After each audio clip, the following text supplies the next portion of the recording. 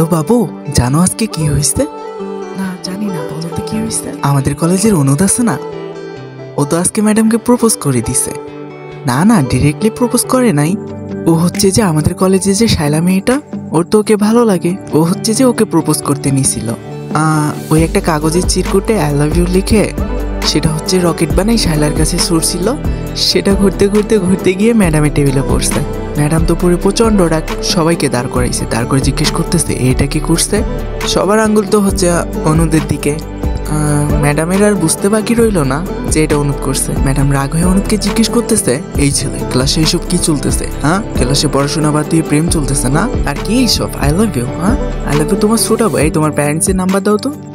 ম্যাডামের এইসব কথা শুনে অনুদ তো পুরাই কাঁপতে কাঁপতে কাঁপতে কাঁপতে প্যান্টেই না না পাগলি করে নেই, তবে একটু হলে করতো। ও হ্যাঁ, তোমাকে তো আরেকটা কথা বলাই হয়নি। আজকে কি হয়েছে জানো? টিফিন টাইমে সাদিয়া আমাকে ডাকতেছে। আমি ভাবলাম এ আবার কেন আমাকে ডাকতেছে, আগে তো কখনো ডাকতো না। কাছে গিয়ে দেখি ও টিফিন নিয়ে আসছে। তো আমাকে বলতেছে, নাও আমার টিফিন থেকে তুমিও কিছু খাও। তখন আমি বললাম তোমার টিফিন আমি খাবো কেন? তখন বলতেছে, আমি না আজকে বাসা থেকে বিরিয়ানি রান্না করে নিয়ে আসছি, খেয়ে দেখো তো কেমন হয়েছে। আমি টেস্ট করে দেখলাম, ওরে বাবা, বিরিয়ানিটা এত মজা হয়েছে বাবু, কি বলবো। আমি তো প্রায় পুরোটাই খেয়ে নিয়েছিলাম। তারপর ভাবলাম না, আমি পুরোটা খেলে আবার ও কি খাবে। তার বাচ্চা, তুই আরো ভালো করে টিফিন খা, পারলে টিফিন বক্সও খেয়ে ফেল। আরে আমি তো ইচ্ছে করে খাইতে চাই নাই বাবু, ও আমাকে জোর করে খাওয়াইছে, বিশ্বাস করো। হ্যাঁ হ্যালো, আজকেও তোদের ঝগড়া লাগছে?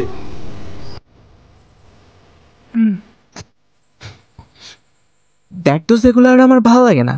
বিশ্বাস কর, এই যে ফোন কাইটে দিছে, ওরে আমি কতবার বলছি যে কথার মাঝখানে ফোন কাইটে দিবা না, কথার মাঝখানে ফোন কাইটে দিবা না।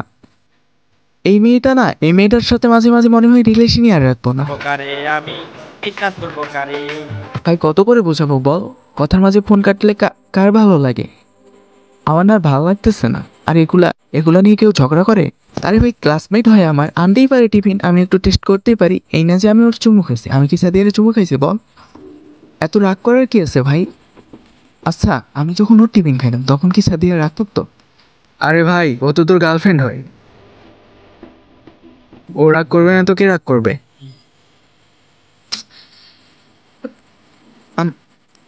আমি আর আজকে ওর সাথে কোনো কথাই বলবো না। আর আজকে কেন, মনে হয় যে এই জীবনে আমি আর ওর সাথে কোনো কথা না বলি। জাস্ট একটা পেইন, বুঝছস? আমি কেমনে যে প্রপোজ করলাম, কেন যে ভালো লাগছিল, এখন বুঝতেছি মেয়েরা কতবারই প্যারা দেয়।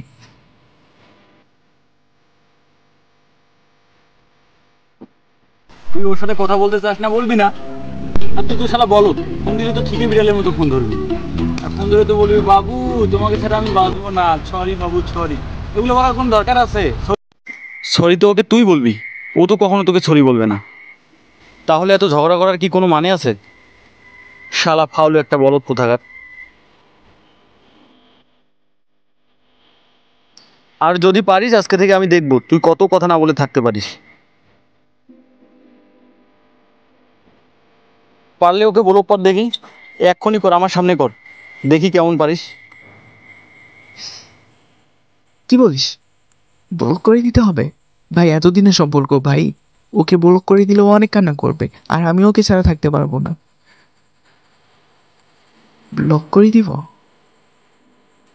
এটা কেমন হয়ে যায়? দোস্ত কল দিছে। ফোন ধরবি না শালা, ফোন ধরবি না। তুই যদি আসল পুরুষ হয়ে থাকিস তাহলে ফোন ধরবি না। আমি পারবো না দোস্ত। হ্যালো বাপু, ওই কুত্তার বাচ্চা, আমি যে তোর পোলা মাংস রান্না করে খাওয়াইছি তখন ভালো লাগে। হ্যাঁ বাবু, সরি সরি, আমি ভুল হয়ে গেছে। আমি আর কখনো কারো খাবার খাবো না, সরি। আচ্ছা ঠিক আছে।